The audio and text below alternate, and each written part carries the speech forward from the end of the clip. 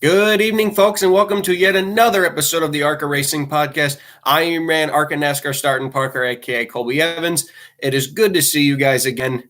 It's been a long week. We've had some big ARCA news. We had an ARCA East event at Dover. I'm happy to go over it. A lot of big news in the ARCA series regarding body styles. We had an ARCA Racing legend get inducted into the Hall of Fame. Well, will be inducted into the Hall of Fame. We'll go over that later. We have an East race this weekend to prove. We have a big show for you guys today, and I'm glad you guys have joined me on your Wednesday night. Of course, our little intro, and then we'll get right into the show. As, of course, follow me and all my good friends on Twitter. Me, of course, at Startin' Parker on Twitter. ARCA Racing, the series themselves, at ARCA_Racing. The man himself, the driver himself, the legend himself, Brad Smith, at Driver Brad Smith. The NASCAR historian badass himself, Brock Beard, at NASCAR on Brock, and the NASCAR historian genius himself, Nascarman_RR. Follow all those guys because those are my good friends on Twitter, and they've really helped me become where we are today. Anyway, guys, let's get right into it. So we had the ARCA East Series at Dover. One of the more weird races of the season because I've never understood why. I've even asked around the ARCA garage area. Not many people can really explain to me why this race pays as good as it does. To give you guys an instant of just how good this race pays, 10th place in this random Dover East race pays $6,000, whereas 10th place in the Daytona season opener race, 10th place in the Daytona season opener for ARCA paid $5,000. Really weird. Even asking around to some ARCA crew members, I could not get a definitive answer on why this race paid so good. But hey, I'm actually happy because a lot of these teams that entered need that kind of money. Our initial entry list for this race wasn't all that bad, wasn't what I expected. I thought we would get maybe a few more cars than what we'd be getting the last couple years. We originally had 17. Which was smaller than the last 2 years because in 2020 and in 2021, we both had 18 cars for those races. Unfortunately, we only had 17 for this one, and unfortunately, it would get even worse as the days would go on, as it would become to found out that 2 cars had withdrawn from the event, the 30 of Max Gutierrez and the 22 for Eric Caudell. Now, Eric Caudell's withdrawn car, the 22, Steve Austin, who you guys have seen, who's been a subscriber and follower of the podcast, who's actually interacted in the live chat, was kind enough to tell me that his deal with CCM Racing is no longer, I guess, happening. He's no longer part of the team. And I guess in a lot of ways, some teams like to commit to a full season because remember, the higher finishing cars in the owner points get a payout bonus at the end of the year. And I presume that's what Eric was going after, wanting to run the rest of the season in ARCA East Division, I mean. And I presume that, obviously this entry was made before the Talladega crash.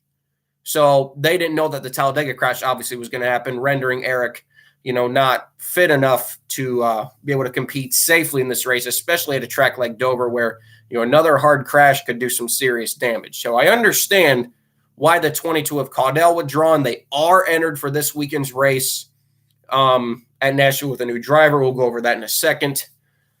But the 30, man, Max Gutierrez withdrawing from Dover. That one shocked me because we've seen Max Gutierrez have sufficient sponsorship from Tough Built. Very good sponsorship. Really unclear why. They ran the season opener at New Smyrna. He's ran some main series races at Daytona and Talladega. So I don't know if it was a sponsorship deal. The car wasn't ready, but a very weird situation to see the Red A. Jones team withdraw when supposedly they have plenty of funding to enter, and especially a race like this where they could have been pretty competitive. So unfortunately, that left us just down to 15 cars. I don't think it hurt the race all that bad because at the end of the day, Eric Caudell, he probably would have just been a start and park, and Gutierrez probably wouldn't have ran any better than about 6th or 7th. He probably would have just been another mid-pack car. So I don't think it really affected the race all that much losing those 2 cars. It's just the aesthetic of 17 cars on track is better than 15. I think that's the one thing we kind of lost. We also had something big debuting this weekend. It was announced earlier last week. We did go over it on the preview show last week, but I'll bring it up again here.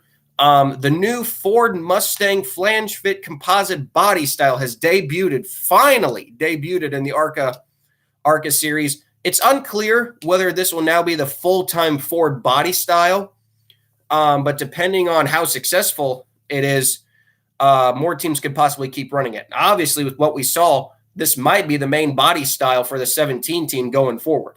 I'm not sure, though, if they're actually running it this weekend at Nashville. That has not been said yet. But either way, ironically enough, the car was wrapped exactly like a Stewart-Haas car, basically a takeaway of Chase Briscoe's 2020 one-paint scheme. And ironically enough, it actually also was a Stewart-Haas racing chassis. The body itself, I think, looks amazing. It's really cool to see an updated sort of Gen 6 car back, this time with a composite body rather than, of course, the steel body. I'm excited to see where these go. Obviously, we also talked about it on the little short episode I uploaded a couple of days ago. The Camaro body is coming. It's just going to take some time. And I don't know whether it be the end of the season or whether it will be the beginning of next year. But the Camaro body is coming. As for the Toyota body, I got nothing on that. I don't have any information on that, but I would presume something like that might be coming, but that would probably go into the 2023 season, and that's really, really far away. So again, yeah, looking at practice speeds, I presumed out of the 15 cars we had left that we would have about 3 or 4 starting parks. I was sort of right and sort of wrong with the starting parks. I thought Brad was definitely going to start in park. I was wrong on that. It was a rough day for Andy Hillenberg. He had a couple of starting parks, like I figured the 10 and the 12 figured would pull in early. So that left us with about 11 to 10 full race entries. And based off of practice speeds, man, I tell you, those ARCA cars, man, they will fly around that track. I believe ARCA still runs the 650 horsepower package. I could be wrong on that, but I remember Brad telling me that that's what it was last year. I think it's still the same, but I'm not for sure. Either way, man, they were flying around that track. Taylor Gray blew the field away in practice qualifying with a 22.37, almost 161 miles per hour by an ARCA car. Whereas, guys like Brad and Tim Monroe were down there in 119 and 117, which, begs the question, man, being 40 miles per hour off at Dover, really shocked that Brad didn't start in park. Taylor Gray was on the pole. Sammy Smith was in second. Leland Honeyman was in third. Kind of the same top 3 we had been seeing this entire year. Venerini Motorsports, despite having 4 entries, was not overly as competitive as I thought they would be. Jesse Love was the fastest one in 4th. Connor Jones was 6th. Jake Finch was 7th. And Jonathan Schaefer was 8th. Definitely, despite having 4 entries, Veterini Motorsports was still not the class of the field that I think a lot of us expected them to be. Taylor Gray was on the pole. We got the race started. Taylor Gray pulled out to an early lead. And the one big thing that I really noticed, I would say within the first 10 laps, I compared the 17 car to even the cars behind him. You could just tell by either camber setup or just how that car was trimmed out. It was or skewed. It was just different than the cars behind him. The way they had that 17 set up, that car was absolutely flying around that track. And you could compare images. I wished I could put up images right now to show you guys comparing the 17 car to the 20 car, even the 18. The 18 or the 20 did not have that same setup. I wish I really could post a picture. If you guys watched the race, I'm sure you guys agreed with me that they did something to that 17 car to trim it out where that thing was just bad fast on the straightaways. So he pulled out to an early lead. Very quickly, though, they caught the back markers. It almost looked like that they were stopping. I mean, with all due respect to the back markers, they were going probably well over almost 25 to 30 miles per hour quicker than them in the corners.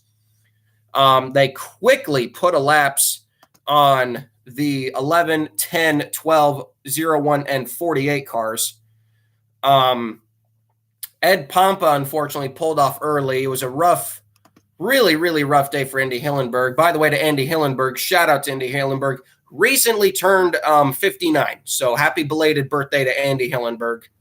But he had a rough day. The full race entry for Fast Track Racing, Ed Pompa went out very early with an engine failure. Ironically enough, Taylor Gray was running the new Ford body. Ed Pompa was actually running the old Ford body. So we had a new and a zombie Ford in the exact same race. Love it. But yeah, that was a shame because that was probably Hillenberg's best chance at a really good finish.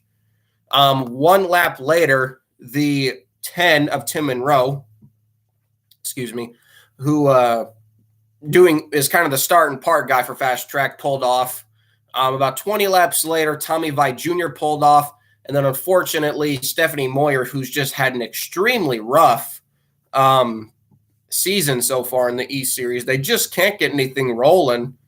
Went out with an early transmission issue. So that meant, all 4 of the Fast Track Racing entries were out before lap 40 and would accumulate the last 4 positions in the field. So not necessarily a good day for Andy Hillenberg like they had hoped. And they're going to Nashville this weekend, definitely looking for some redemption.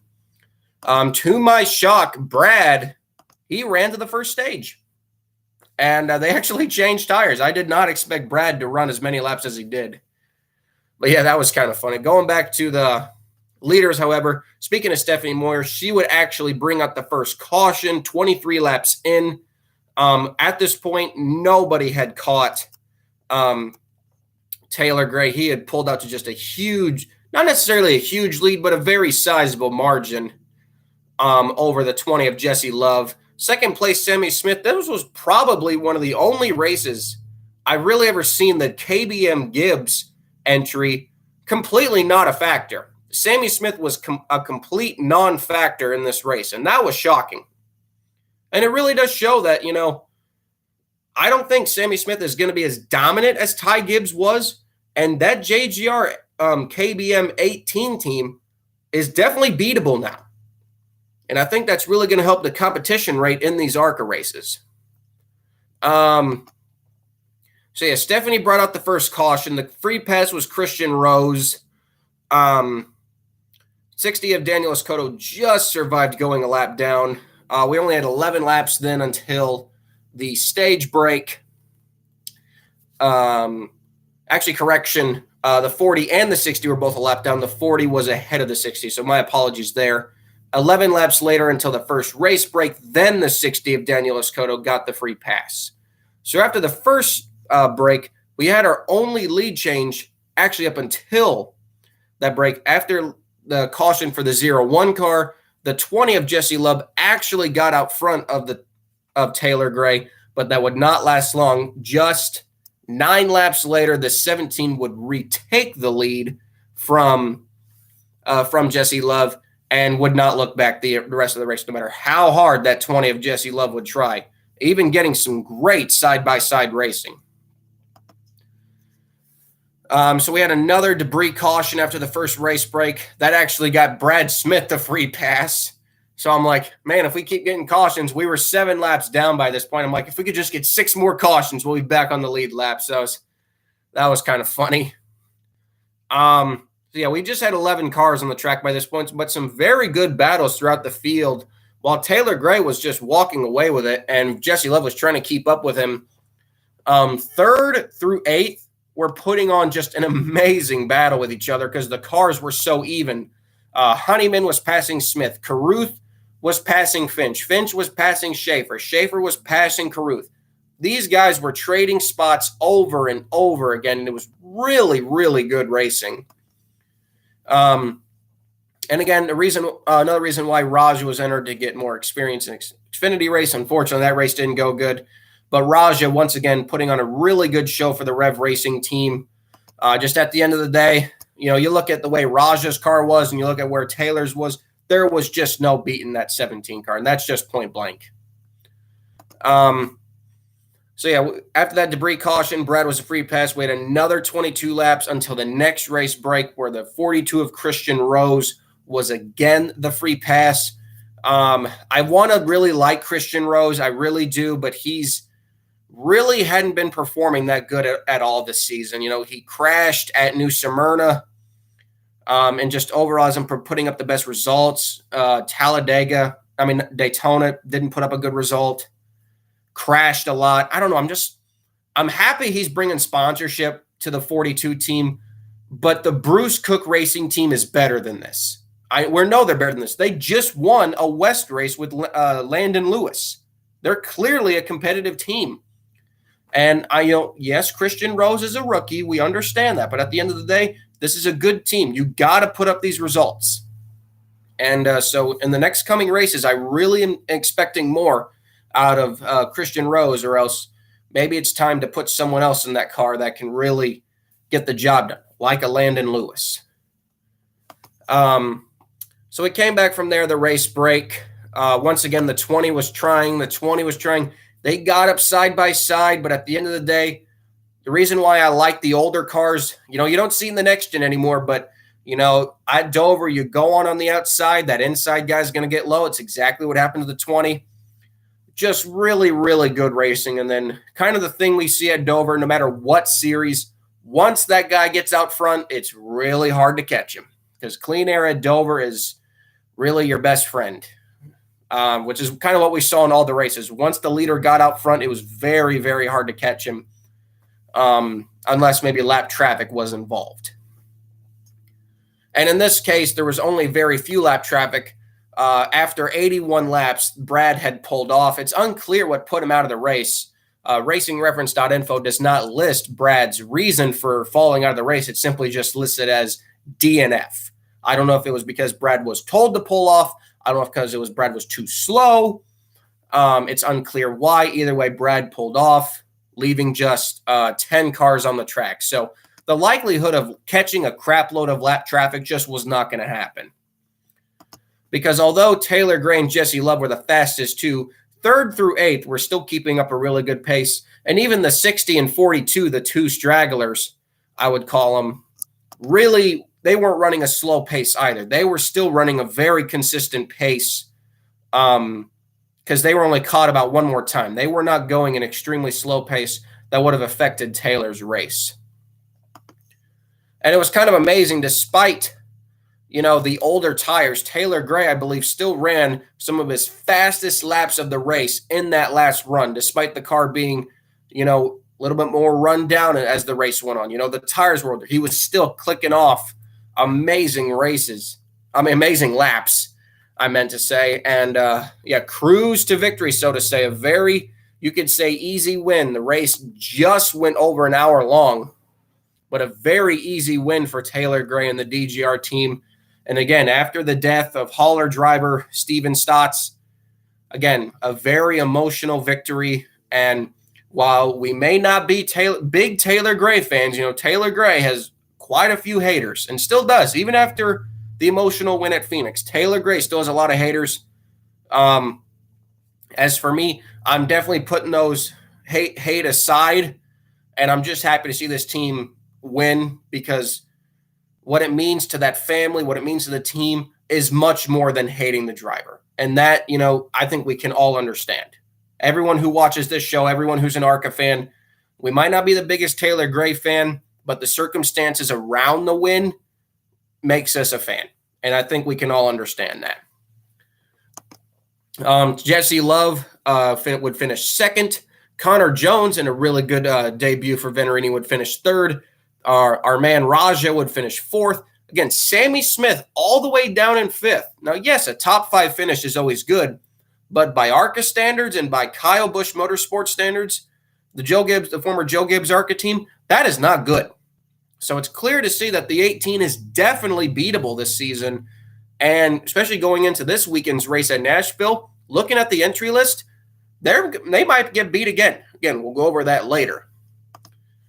6th was Jake Finch. 7th was Jonathan Schaefer. Leland Honeyman, who despite running in the top 5 most of the race, really, really faded at the end of the race, getting lapped just before the white flag came out. Daniel Escoto finished 9th. Christian Rose finished 10th. And, of course, Brad Smith 11th. Stephanie Moyer 12th. Tommy Vi Jr. is 13th. Tim Monroe is 15th. And Ed Pompa was our last place driver in 15th. I do agree the lack of cars hurt the race, like usual. But either way, I was definitely happy to see some teams get some good financial money coming in because obviously we know the payouts in this series aren't the best. Like, for instance, you guys, Brad Smith, who's usually only earning like, $1,000, $1,200 a race. Kind of some feel-good stories that came out of this race was that Brad, especially if you add in the Flow Racing $200 bonus, Brad Smith earned $5,700 for this race, which, for me is feel good. $5,700 to Brad, that's like 3 to 4 races worth in one race. So that's definitely a feel good moment. And for Andy Hillenberg, probably one of the best payouts, if the biggest payout he would get all season in just one race. So although the results might not be all that good for those teams, the payouts are definitely a step up to where they usually are. They're not going to see that again this season, unfortunately. But either way, that's one, I guess you could say, good takeaway, but that's just my take on it. The standings coming out of Dover are as this.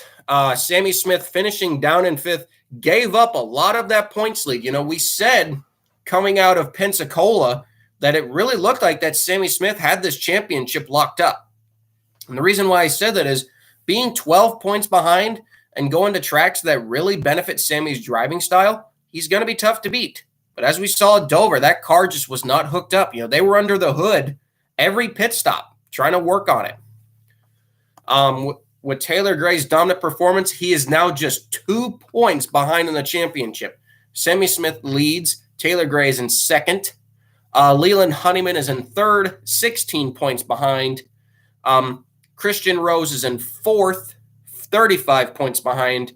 Stephanie Moyer is 5th, 37 points behind. And although it was not announced, Brad Smith looks like he is running. He is entered for this weekend's race at Nashville. Looks like he will be going the whole East Circuit. So as it stands right now, Brad, just by default of running the rest of the season, would finish a minimum of 6th in points, which, hey, I mean, that's great. If Brad can get 2 bonuses at the end of the year, fine with me. I'll take it. As for the car owner points, we'll go over that too for you guys. Obviously, Kyle Busch leads. David Gillen is in 2nd. Tyler Young for Young's Motorsports is in 3rd. Josh Williams' team is actually sitting in 4th. The 11 of Andy Hillenberg entry is in 5th. The Bruce Cook Racing 42 entry is in 6th. The 01 Andy Hillenberg entry is in 7th. The 10 Andy Hillenberg entry is in 8th. And Brad's 48 car is in 9th. And the 12 Andy Hillenberg entry is in 10th. So that gives you guys an insight to where some of these cars at in the owner points, that although Josh Williams drivers might not be up in the points, the Josh Williams entry itself is actually still doing very well for itself in the points. As for Dover, even in the K&N days, we didn't really see the best fields. In fact, we've actually had a field smaller than 14 at Dover before for the K&N series. I think it was 2018 where we only had 14. It's just kind of sad, like I said, the series, I've said for a long time, the E series, should it be a thing or should it be merged? We don't know. And while this weekend's entry list looks a little bit better than what we saw at Dover, I'm going to go out on a limb, guys, and I'm really going to say that this weekend's race at Nashville very well may be the very last, and honestly should be the last, ARCA East standalone event. Am I correct on saying that? Probably not. But in my opinion, and I think a lot of other people who love this series can agree that based off what we have seen this season, this really should be the last standalone ARCA East event. Combine it with the main series next year and, have it like replace the Sioux Chief Short Track Challenge. Do something like that. You can incorporate this series into the main series in a good way. But having it be its own series and having to use full-time main ARCA drivers to come over and fill up the field, that's not good, man. That's not the right thing to do. So I honestly believe that this weekend's race at Nashville will be the very last standalone ARCA East event, but we will just have to see.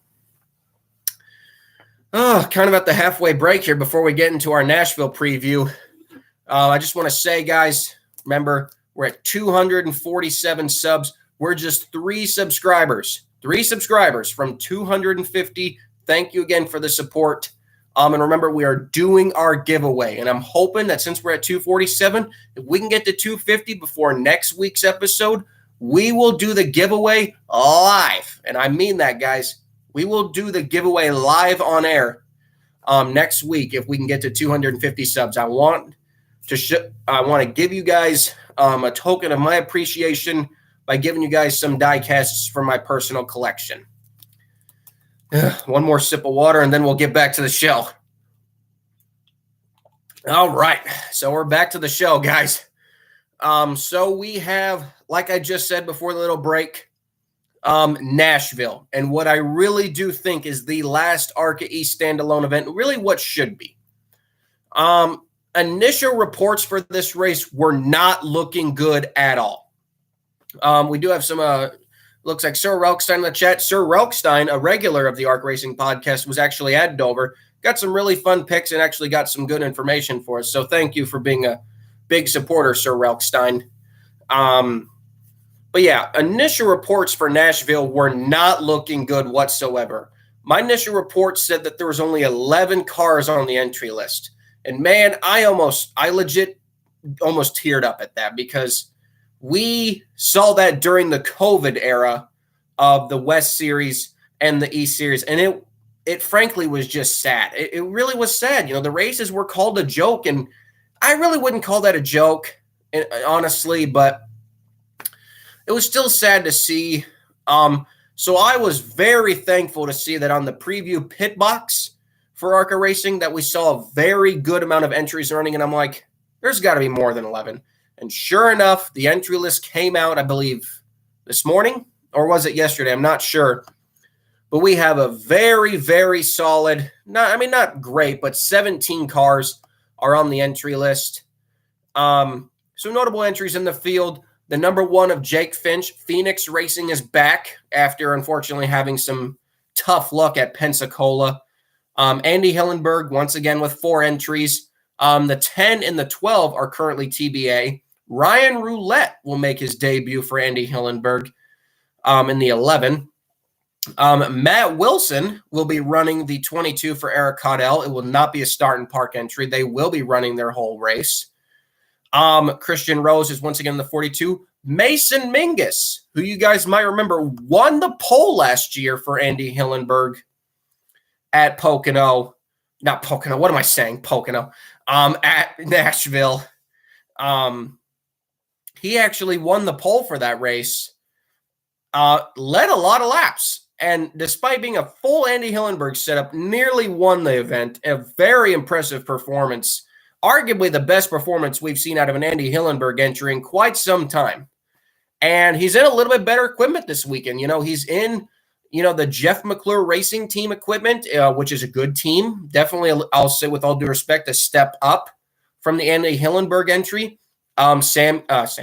Mason's really good at Nashville. So I really, for the people who are saying it's just another, Sammy and Taylor show, I would definitely not count out that 44. And in fact, I'll just say right now, the 44 of Mason Mingus is my underdog pick for that race. We got the 48 of Brad Smith, of course, again. Ashton Higgins is back. Daniel Escoto, despite TobyChristie.com reporting a couple weeks ago that Daniel Escoto would run the rest of the season, Michael Lira will actually be running the 60 for Josh Williams. Now, of course, Lira and Williams are in a partnership effort fielding the number 60. So I don't know if Daniel had some funding issues, but Michael Lira will be driving the 60 this weekend. After not being at Dover, the 74 Visconti is back with Donald Teague again. It's unclear what the rest of the season looks like for the Visconti Motorsports team, but either way, it's good to see him back. Happy to see Donald back. He's really done a good job for the team. Tanner Arms will drive the 95 for Mark Noble, a new team to the East Series. So always good to see new guys come in. Of course, Stephanie Moyer in the 01, Leland Honeyman in the 02, and Nate Moeller, Peterson Motorsports crew chief. Nate Moeller, good to see my good friend Nate get another start. Yeah, it's a starting park. Yeah, it's only a couple laps, but hey, one of your good friends is living his dream, and all you have to do is just be happy for him. So really happy for Nate. Note, it does say that it's a Chevrolet. Obviously, Peterson would rather be using the Ford, but as we saw at Talladega, AJ Moyer killed the front nose of that car. It will need to be replaced. Not much damage, just needs a new nose. But on Peterson's budget, that could take some time to get. So it looks like that Peterson will be using the Chevrolet that they have for the now time. I really hope they're at Kansas because I want to say, obviously, I want to get a picture with Wayne and a little maybe an interview for you guys. So, as for starting parks, Nate obviously will be a starting park. Brad will be a starting park. I don't think Matt Wilson will be. I think that will be a full race effort. And then the 10 and 12 cars will also be starting parks. So I would definitely say out of our 13-car field, we are looking at about the 17-car field, we are looking at 4 starting parks. 13 will be running the whole race, which is a lot better than what we had for this race last year, which we only had 13 cars for this race last year. And boy, that was a rough watch. I'm not going to lie. Anybody who watches this show with me, who was watching the 2021 ARCA East season, man, those 2 races we had at Pensacola and Nashville with just 13 cars, I'll be honest, that was a rough watch. It was sad and it was rough. I don't think anyone's going to deny that. So it's good to see the fields have improved a little bit, but I've said it multiple times and I'm going to keep saying it. With the way we've seen the series this year, this has to be, something's got to change. Something has to change with the E Series. And I do agree with what we're seeing in the chat. The E Series was worse last year. I agree with that. But something has to change with the E Series. We have to do something with the main ARCA series to get this series some life. Because it's really sad seeing, them having to call main series guys just to come in and do a couple laps just to fill up cars. It's really sad. I love this series so much, and I hate seeing something like this happen. But at the end of the day, what can you do? The payouts are even worse than, what they are in the main series. To give you guys a little bit of an instant, the Nashville entry blank for this race, first place is $5,000. The prize money with the contingency awards and decals is $12,100. Second place is $4,600, and third place is $3,550. Last place is $1,125. But of course, with the $200 bonus from Flow Racing, everybody in the field will get that. So in reality, last place is $1,325. I would expect, based off of what we've usually seen for starting parks, 06 would be the first one. Brad would then follow, and then the 2 Hillenberg entries after that, and then we'll have everyone else running the whole race. Now, in terms of competitive cars for this race, like I just said, I still think we got a good list of competitive cars that can really give Sammy and Taylor a run for their money. Jake Finch, obviously, Leland Honeyman, obviously, and I would even say, of course, Mason Mingus and Ashton Higgins. Michael Lira, I like Michael Lira. but I just don't think he has the speed. I don't think that team, Josh Williams Motorsports, I don't think they just necessarily have the speed to compete with a team like KBM. It's not taking anything away from their driving style, just overall, in terms of the budget, how much money they can spend. I just don't think they have the budget to be able to contend with those teams. And that's okay. These with the way these Ilmores costs, competitive cars, and the fact that, the DGR and KBM cars are former probably Cup and Xfinity chassis. So alone the car itself is just better. The technology that goes into maybe the cars like the 44 and the 60 and the 49 just isn't as good. And that's okay. We've seen that before. So even though we have a smaller field, definitely a lot of winning contenders. I'm not going to give this win to Taylor Gray, and I'm not going to give this win to Sammy Smith, who is going for his second consecutive win, might I add. And, there's going to be a lot of hungry people in the field because, as we all know, Nashville has, in my opinion, still one of the coolest trophies, a guitar. And honestly, sorry there, guys. Who wouldn't want to win at a track like Nashville? Like I said, the guitar, the guitar trophy, and all just the other fun parts about Nashville. It's one of probably the best tracks to win at. The one thing I do hate, though, is that because William Byron was actually announced to run the late model race, so unfortunately, the people aren't really going to be there for the ARCA East event. They're going to be there for the late model show. Man, imagine if William Byron ran the ARCA East event. That'd be pretty cool. Run both, but unfortunately, just kind of sad, that the late model scene is still doing better than the ARCA East division. But hey, at the end of the day, you compare the late model division to the ARCA East division. There's many reasons why, but I don't want to go over that on the channel, but I'm sure you guys understand. Either way, yeah, the payouts for this race, again, just really disappointing as usual.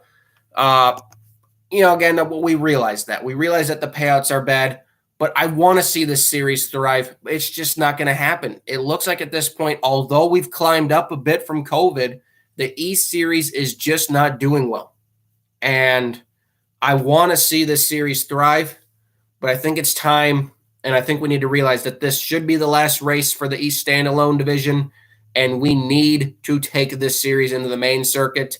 Because imagine teams like Visconti over in the main division, teams like Josh Williams over in the main division. Ashton Higgins. Ashton Higgins is an amazing short track driver. Put him in the main division.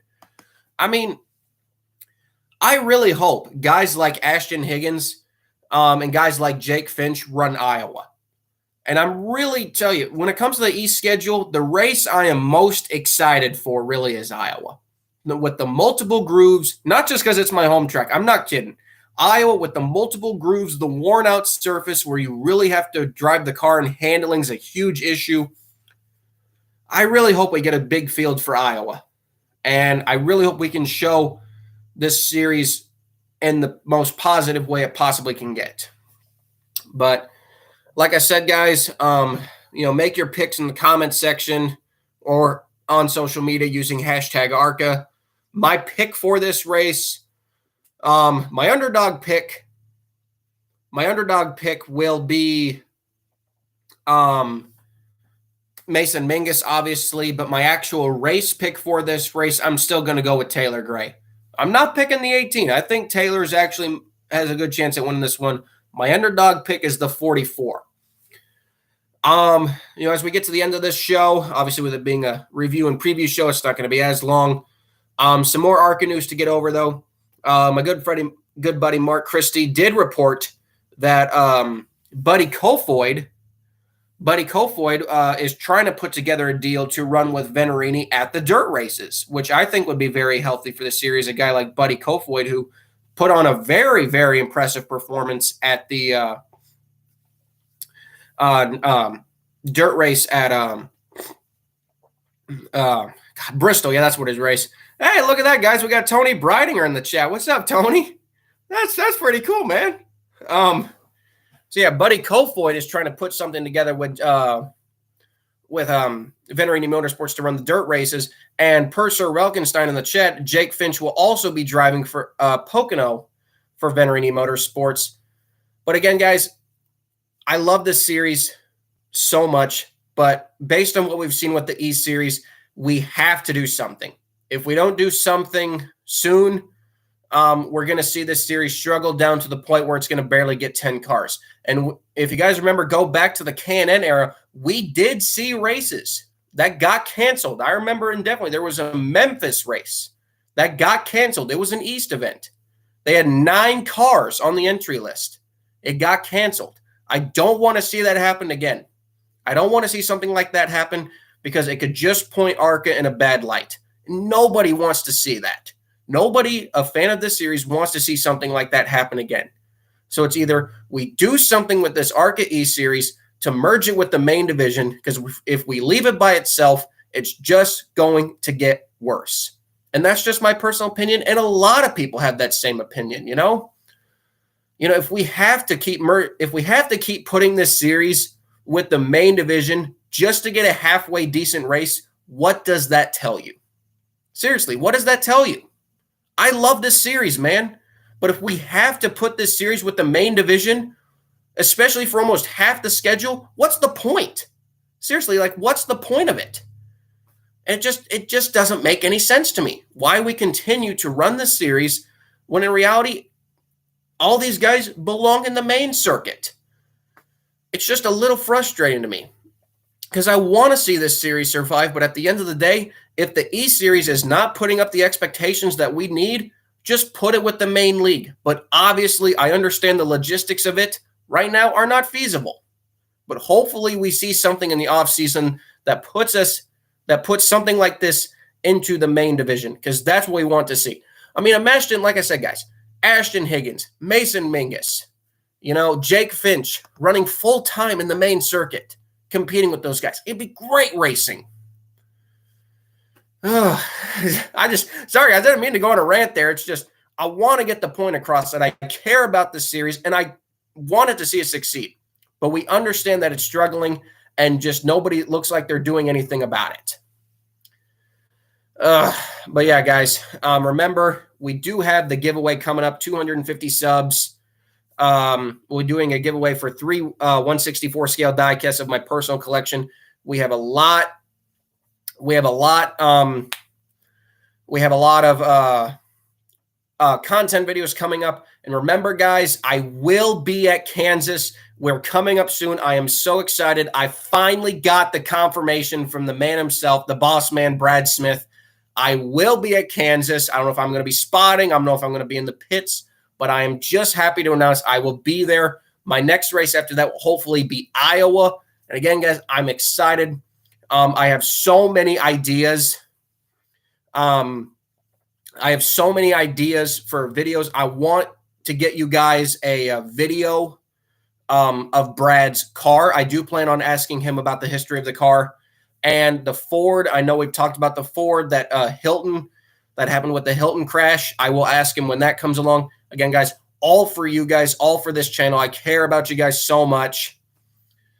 By the way, Sir Relkstein in the chat, Brad didn't go to the autograph session. I'm sorry, bud. Brad didn't have a big crew with him, and they were kind of struggling in tech.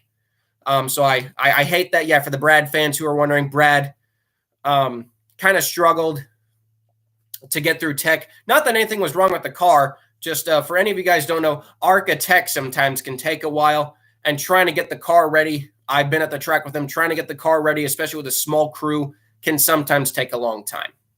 So, but that's kind of sad. Yeah, Sir Relkstein, I'm sorry I didn't get to meet Brad. He's the best, so I'm sorry about that. But anyway, guys, schedule of events for you guys. We'll get over. So we made our picks for Nashville. We're coming over to the 3 races to go after this race, Iowa, Milwaukee, and Bristol, which will be combo races, as we've mentioned before. So, of course, this race is taking place on Saturday.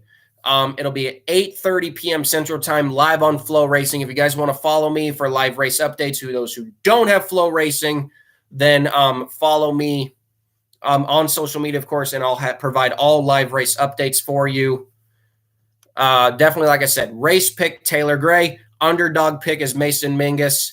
Lots of starting parks, but again, we understand why. And overall, guys, I just thank you again for your unwavering support. You guys just make this so much fun. I want to bring this series back. We got guys doing podcasts for the NASCAR series, and I just thought no one does ARCA, and I wanted to see how it does, and look how much we've grown. And it's all thanks to you guys. I love you guys. I cannot wait for Kansas. And at the end of the day, go ARCA and save big money at Menards, the proud sponsor of the ARCA Racing Series. Like, subscribe for more. We got the giveaway coming up next week, and I will catch you guys real soon. Thank you so much for joining me tonight. You guys have a great rest of your Wednesday. And again, support ARCA, support the channel, like, subscribe, and take care, guys. I love you so much. Thank you.